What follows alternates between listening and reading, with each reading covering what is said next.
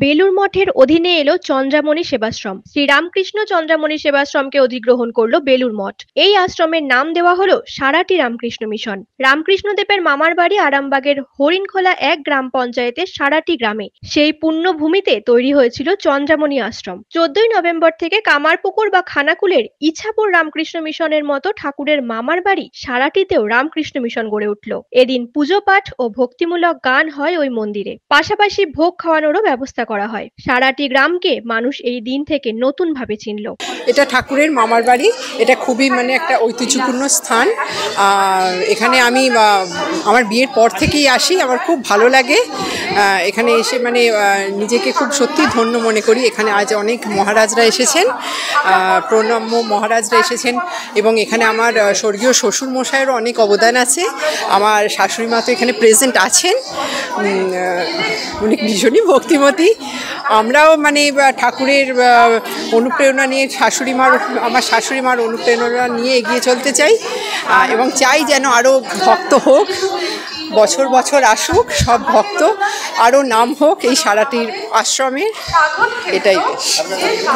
এদিন বহু পুণ্যার্থীর আগমন হয় এবং এই আশ্রমে ভক্তিমূলক নানা অনুষ্ঠান হয়। সারাটির মানুষ ও এই এলাকার মানুষের পূর্ণ সহযোগিতায় গড়ে ওঠে এই মন্দির। পাশেই রামকৃষ্ণদেবের মামার বাড়ির ভিটেও নতুন করে তৈরি করা হয়। টিনের ছাউনি দিয়ে মাটির বাড়ি তৈরি করা হয়। এর পাশেই গড়ে ওঠে শ্রী রামকৃষ্ণের মামার বাড়ি। সারাটির এই আশ্রমই অধিগ্রহণ করে বেলুড় মঠ। তবে আমার প্রতি মায়ের একটা অশেষ কৃপা ছিল।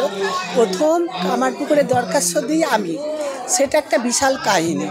আমি মাকে গিয়ে বললাম, ডায়েরিটা ঢুকিয়ে দিয়ে, তখন মন্দিরে কেউ ছিল না। মা, তুমি তো জানো আমি কত বোকা, তুমি যা লিখে দেবে আমি তাই লিখব। মা সেটা যা লিখে দিয়েছে আমি দেখে দিয়েছি। সেটা প্রথম কামারপুকুরে মিশনে মঠে জমা দিই, বেলুড় মঠেও তাই। এবং বেলুড় মঠে তখনকার শরণানন্দজি মহারাজ পড়ে বলেছিলেন, এটি কে লিখেছে? না, এটা একটা আমাদের মা লিখেছে। বললে সেই মা ধন্য। তারপর এটা করার আগে আমি ইছাপুর মঠকে দিয়েছিলাম, যে বড় মহারাজের সঙ্গে পরিচিতি ছিল, যে মহারাজ এটা কি বেলুড় মঠে জমা দেওয়া চলবে? তখন উনি বললেন যে এটা এত সুন্দর হয়েছে যে আমি এটা রেখে দেবো, আপনি আবার করে লিখবেন, আপনি অবশ্যই এই বক্তব্যটাই আপনি দেবেন। আবার আমার নতুন করে লিখে আবার বেলুড় মঠে জমা দিই। আমার স্বামী এবং আমি মাটি কেটে প্রথম ওখানে ঝোড়াই করে মাটি ফেলি।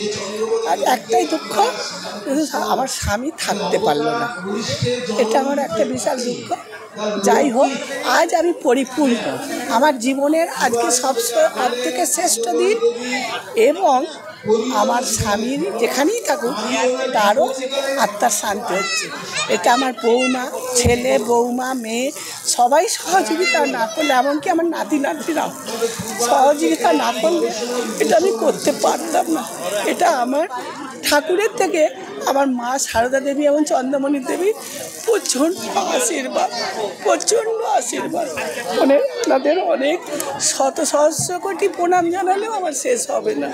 সাধুনিবাস, শান্ত স্নিগ্ধ পরিবেশে এই মন্দিরে আসেন হাজার হাজার ভক্ত। উৎসব অনুষ্ঠানে, ভক্তিমূলক অনুষ্ঠানে ভিড় হয়, ভোগ খাওয়ানো হয় কয়েক হাজার মানুষকে। এই দিন এই অনুষ্ঠানে উপস্থিত ছিলেন বহু ভক্ত থেকে শুরু করে আরামবাগের সাংসদ মিতালি বাগ। আমরা এসেছি হরিণখোলা ২ নম্বর পঞ্চায়েতের অন্তর্গত সারাটিতে এসেছি। এটা মায়াপুরের কাছে একেবারে।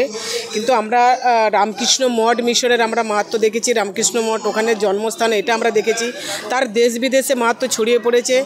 কিন্তু সারাটিতে যে ঠাকুরের মামাবাড়ি, এটা কিন্তু সত্যি আমিও জানতাম না, বা আজকে যে অগণিত ভক্তরা আসছে তারাও কিন্তু জানতো না।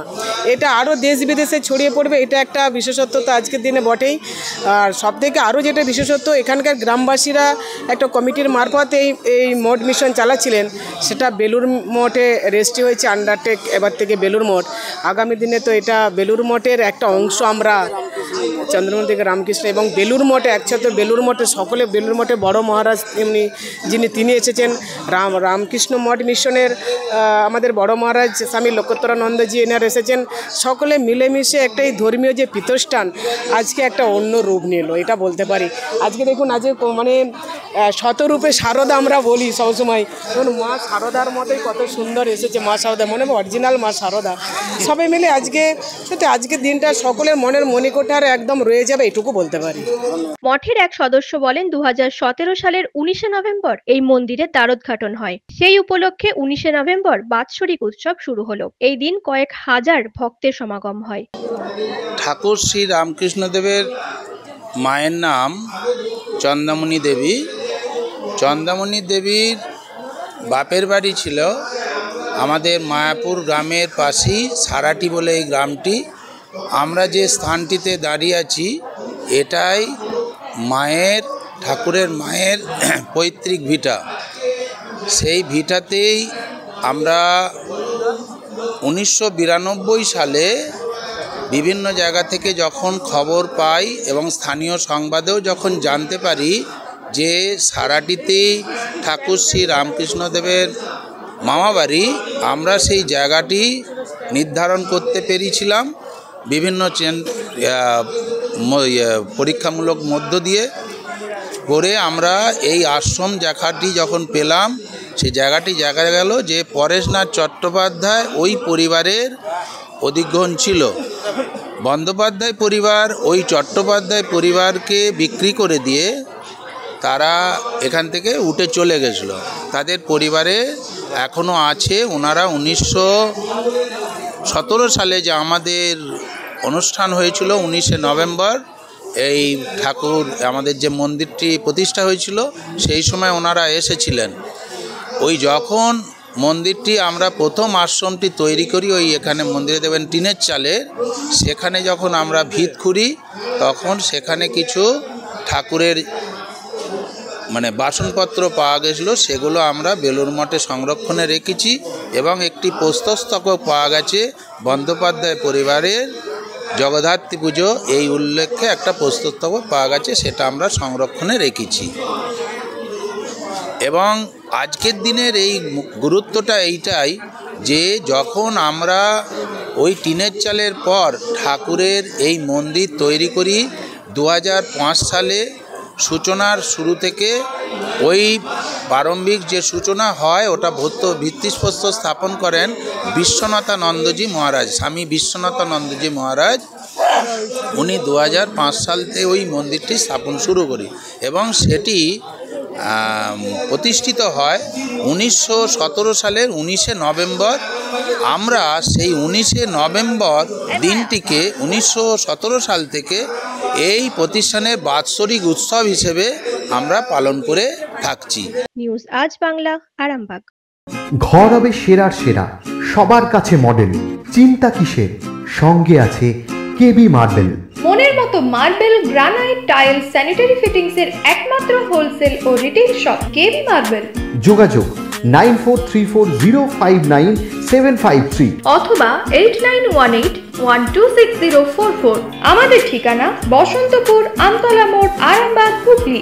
সাজাবো আমি স্বপ্নের বাড়ি, কেবি মার্বেলসে দেবো বাড়ি।